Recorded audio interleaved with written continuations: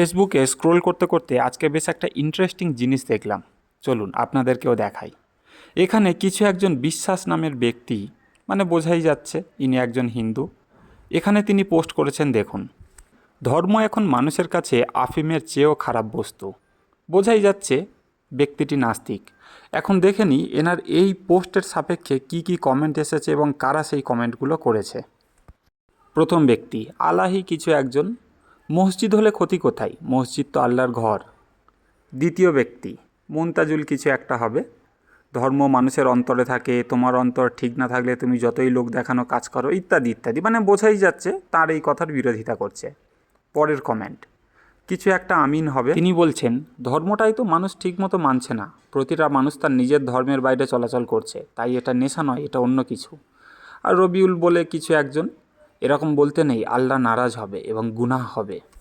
উত্তরে বিশ্বাস বলছেন, আমি তো কোনো স্পেসিফিক ধর্মের কথা বলিনি, তাহলে আল্লাহ নারাজ হবে কেন? রবিউল আবার রিপ্লাই দিচ্ছে, তুমি সব ধর্মের জন্য বলেছ?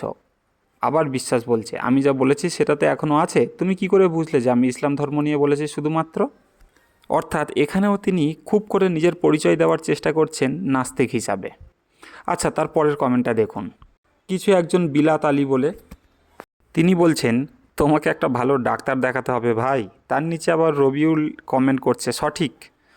আরও একজন সাহেব কিছু একটা, তিনি কি বলছেন, মনে হচ্ছে তোদের পার্টির অবস্থা খারাপ রেজিনগরে, মানে বোঝাই যাচ্ছে এই ব্যক্তি ওনার আগে থেকেই চেনা জানা। এবারে আপনার মনে হতে পারে এই বিশ্বাস নামক ব্যক্তিটিকে পেলাম কোথা থেকে। আসলে ইনি ফেসবুকে অপর এক ব্যক্তির পোস্টে কমেন্ট করেছিলেন। বেশিরভাগ ক্ষেত্রে এই ধরনের মানুষগুলো নিজেদের প্রোফাইল লক করে রাখে, যাতে এনাদের চরিত্র, মানসিকতা, কার্যকলাপ এগুলো কারোর নজরে না পড়ে। কিন্তু মনে হয় কোনোভাবে ভুল করে ইনি নিজের প্রোফাইলটা লক করতে ভুলে গিয়েছেন। যাই হোক, এবারে দেখুন ইনি কোন পোস্টে কমেন্ট করেছিলেন এবং কি কমেন্ট করেছিলেন সেটা আগে দেখুন। উনি লিখেছেন, মানসিকতা বদলান, পুরো পৃথিবী বদলিয়ে যাবে। বাহ, শুনে তো বেশ ভালো কথাই মনে হচ্ছে। দেখা যাক কাকে এত জ্ঞান দিচ্ছেন আর কি বিষয়ে জ্ঞান দিচ্ছে। এই মরেছে, এ যে দেখছি কোনো একজন ব্যক্তি ট্রেনের সিটের ওপর পা তুলে নামাজ পড়ছে। কিন্তু এই ব্যক্তি কিছুক্ষণ আগে নাস্তিক দেখছিলাম না? এখানে আবার কি কেস হলো? কিছু বুঝলেন না আপনার সাথে কি হয়েছে? আপনার সাথে প্র্যাঙ্ক হয়েছে, একটা ছোটোখাটো প্র্যাঙ্ক। প্রতিনিয়ত আপনার সাথে প্র্যাঙ্ক হয়েও চলেছে। আমরা যারা মনে করি না লেফটিস্ট মানে ধর্মনিরপেক্ষ, নাস্তিক, সমস্ত ধর্মকে সমান চোখে দেখে, ইত্যাদি ইত্যাদি, প্রমাণ আপনার সামনেই দিলাম। বেশিরভাগ ক্ষেত্রে এদের প্রোফাইল লক থাকে, যাতে না কারোর নজরে পড়ে এদের মানসিকতা, এদের চরিত্র, এদের আইডিওলজি। কিন্তু মাঝে সাঝে একটা অর্ধেক এই রকম পাওয়া যায়, যাদের থেকে এদের আসল চরিত্র উদ্ঘাটিত হয়। একটা পক্ষ কিন্তু ঠিক জানে তাদেরকে কি করতে হবে, তারা ঠিক সেই পথে চলেছে। সেকুলার হলাম আমরাই। তবে সেকুলারটাও যদি প্রকৃত সেকুলার হতো তো আমার কোনো কমপ্লেন থাকতো না। সেকুলার সমাজ ভালো, খারাপ নয়, কিন্তু সেটা যদি সবার জন্য প্রযোজ্য হতো। কিন্তু না। আপনি দেখলেন তো দুটো ক্ষেত্রে কেমন দুরকম মতাদর্শ প্রদান করে এরা। আর এই সুযোগটাই নেয়। একটা কমিউনিটি একদম জানে তাদেরকে কি করতে হবে, তারা সেই লক্ষ্যে এগিয়ে চলেছে। শুধু প্র্যাঙ্ক হচ্ছে আপনার আর আমার সাথে।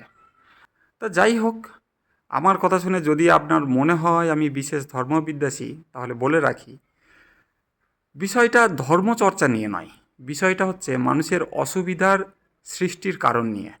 আমি যদি নিজ ধর্ম নিজের মতো করে চর্চা করি, তাহলে সেখানে কারোর প্রবলেমের কারণ হয় না। এখন যদি আমি রাস্তা ব্লক করে নামাজ পড়ি, এখন ভোরবেলা মানুষের ঘুম ভাঙিয়ে দিই, ট্রেনের যাতায়াতের রাস্তা বন্ধ করে দিই, তাহলে কি সেটা নিয়ে প্রশ্ন উঠবে না? কিন্তু আমাদের দেশের সেকুলাররা এমন, এই দুটোকে এমনভাবে ঘাঁটা চচ্চড়ি করে দেবে যে আপনি নিজেই কনফিউজড হয়ে যাবেন। এখানে আপনার আমার কিছু করার নেই।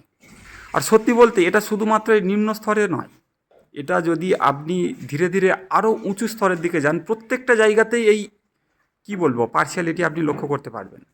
সেকুলারিজম শুধুমাত্র এক পক্ষের জন্যই সীমাবদ্ধ থেকে যায়।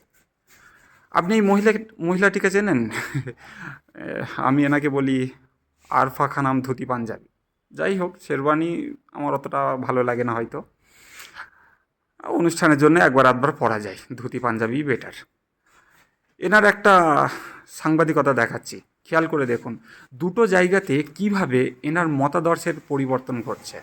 इस तरह से नरेंद्र मोदी का वो चेहरा जब वो एक प्रधानमंत्री के तौर पर एक खास तरह के कपड़े पहनकर माथे पे तिलक लगाकर, ऐसा लगा कि ये किसी भी दुनिया के सबसे बड़े लोकतंत्र का प्रधानमंत्री नहीं बल्कि एक समुदाय का नेता है, कि एक हिंदू किंग है, एक हिंदू राजा है। इसको लेकर कई लोग कह रहे हैं कि ये कैसा सेक्युलरिज्म है, क्यों जोहरान ममदानी कुरान पर हाथ रखकर उन्होंने शपथ ग्रहण किया। तो सबसे बड़ी बात तो यही है कि संविधान जो इस बात की इजाज़त देता है कि तमाम लोग, चाहे वो भारत का संविधान हो या संविधान हो वो अमेरिका का, कि तमाम लोग अपने फेथ के हिसाब से, अपने धर्म के हिसाब से, अपनी मान्यता के हिसाब से अपना जीवन। খেয়াল করেছেন?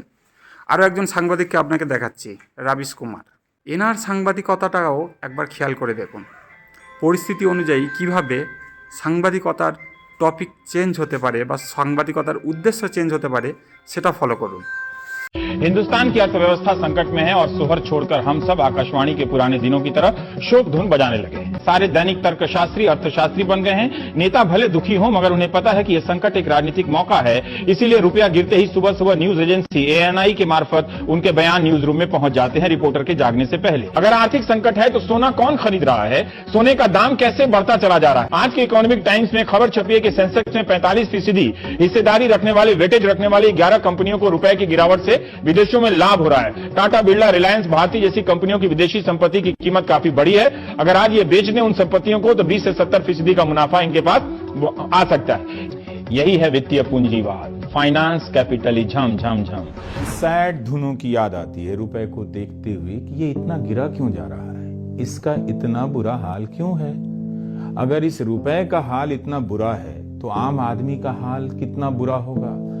आने वाले समय में इस रुपए का क्या हाल होगा, आपका क्या हाल होगा, देश का क्या हाल होगा, कोई बात ही नहीं करता।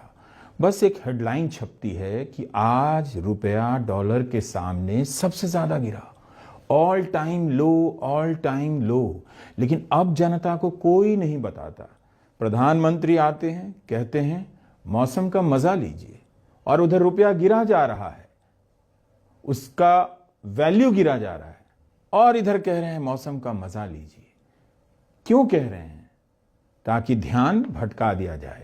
এখন এগুলোকে কি বলবেন বলুন তো? আমি বলবো আপনার সাথে প্র্যাঙ্ক হচ্ছে, প্রতিনিয়ত আপনার সাথে প্র্যাঙ্ক হয়ে চলেছে, আর আপনি যদি এই প্র্যাঙ্কে রিয়্যাক্ট করেন তাহলেই আপনি ফেঁসে গেলেন, কেউ বাঁচাতে পারবে না।